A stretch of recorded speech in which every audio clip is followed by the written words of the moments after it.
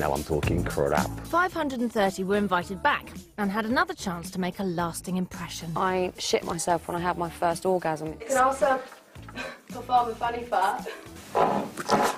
They then went through a series of games and debates and further grillings by the Big Brother bosses. At my age, you do tend to get gas, and I'd like to know that there would be somewhere where I could go and have a nice quiet fart. Who, after months of deliberation, whittled it down to the final 12. A few examples there of how not to get into the house. So, for our new housemates, all that queuing up and being grilled by the bosses and hiding out in foreign countries has actually finally paid off. And they're now just minutes away from walking into that house. Hey! Thing is, they've got absolutely no idea about what's going to hit them. This year, they'll discover that life inside the Big Brother house is going to be, you know, it's quite different. Chickens are gone. Gone is the vegetable patch. Gone are the lions. This year, Big Brother's got a really, really loud alarm that's going to sound constantly until they get up. And gone are the weekly tasks to determine the shopping budgets. However, one good thing has happened, that the prize money has gone up to £100,000. Now, each of the contestants will be deducted £10,000 if they fail the weekly task. So it is quite possible that at the end of the 10 weeks, there will be absolutely no prize money whatsoever.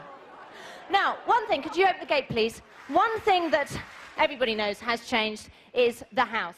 It is much smaller, it's much spikier, it's much more difficult to live in, so should we go and have a look?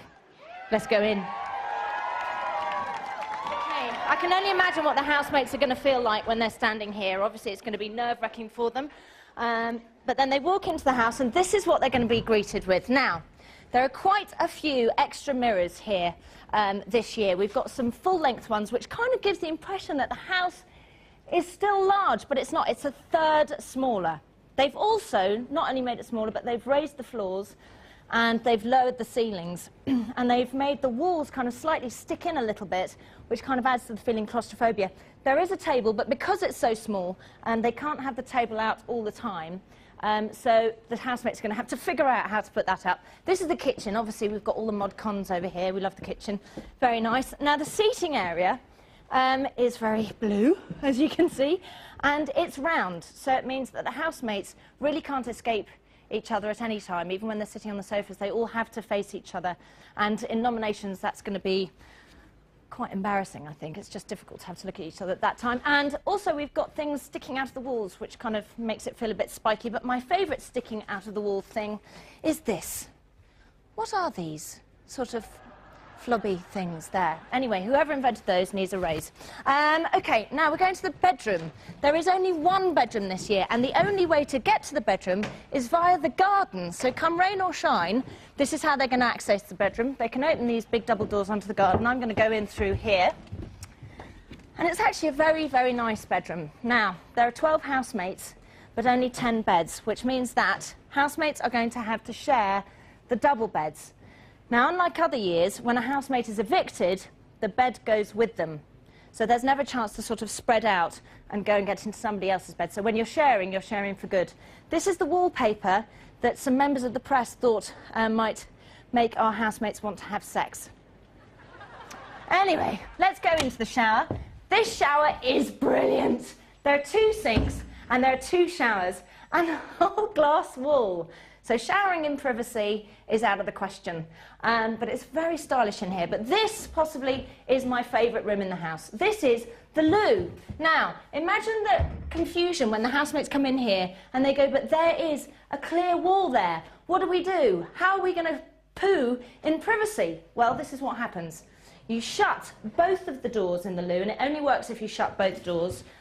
Now I'm pooing. Now I'm not. Now I'm pooing. No, I'm not. And guys, they can play horrible tricks on each other because there are no locks on the doors. Right, out into the garden. Pool gone. In its place, beautiful whirlpool. Very, very, very nice whirlpool over there. Fantastic outdoor shower. Couple of baths with some sort of massage mats on the top. So you can either have a bath or you can have a massage on top of the on top of the bath.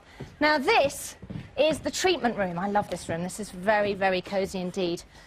This is where you can apply, you know, get all your mud thingies and stir it all up in here, heat it in this little thing. It's very girly, basically, in here. But it's also away from the rest of the house. So if you wanted to come and have a little chat, or a tete-a-tete, you know what I'm talking about, you can go in there. Now, this is what I'm most excited about, because I've rehearsed this a couple of times today, and they haven't let me see the diary room chair. So you haven't seen the diary room chair, but neither have I. I'm going to have to run. I really want to go and see it. OK, let's have a look. Ah! Oh, I love it. It's like a big womb. That's brilliant. Oh, it's very cosy. The car's coming. The car's coming. I've got to get out of the house. OK, guys, we'll be back in 4.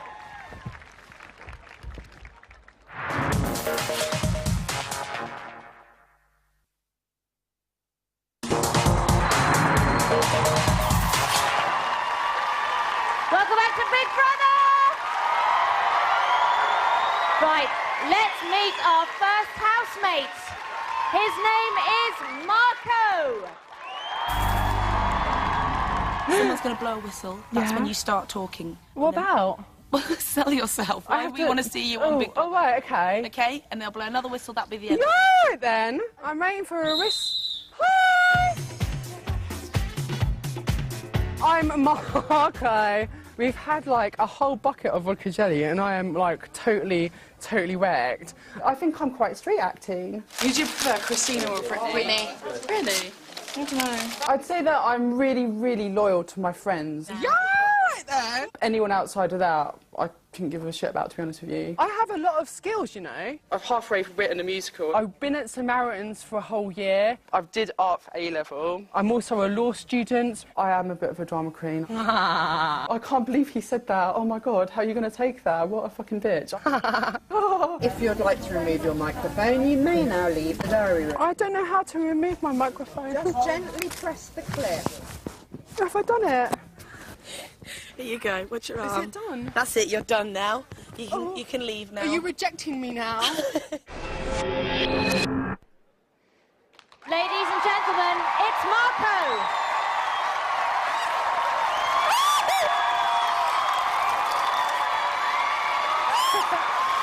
Originally from Middlesex, he's now a student in Hull, and he describes himself as the biggest bitch and shit stirrer in the world.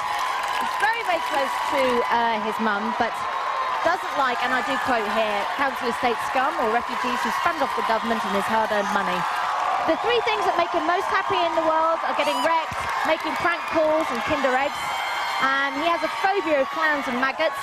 Don't think there'll be that many of those in there. He's having his picture taken now. Oh, striking a pose. You better get used to that. Anyway, into the house.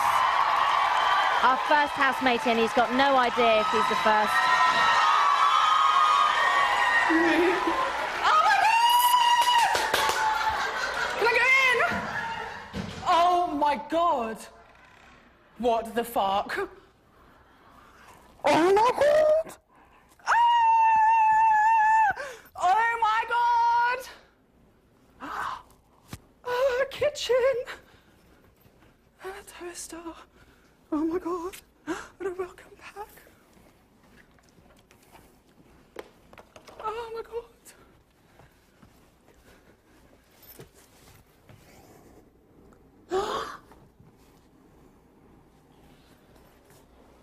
Oh my God!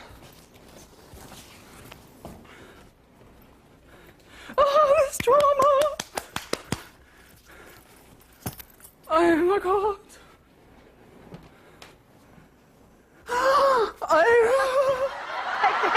So that's Marco, and he's about to be joined in there by Ahmed.